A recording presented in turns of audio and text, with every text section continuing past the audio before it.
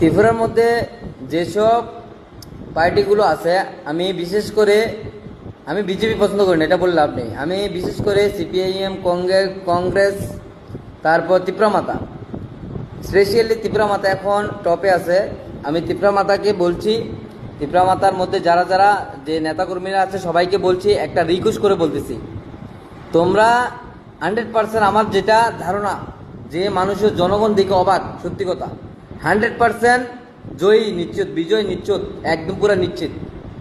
তবে একটা কথা বলতেছি, যতদিন ভোট রেজাল্ট না জানাবে এতদিন লক্ষ্য রাখো, কারণ ভোট চুরি হয়, 100% চুরি হবে, 100% চুরি হবে।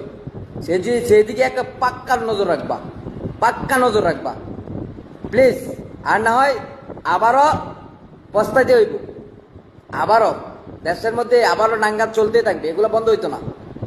সেই জন্য বলবো সবাই পাক্কা কড়া নজর রাখবা, কড়া নজর।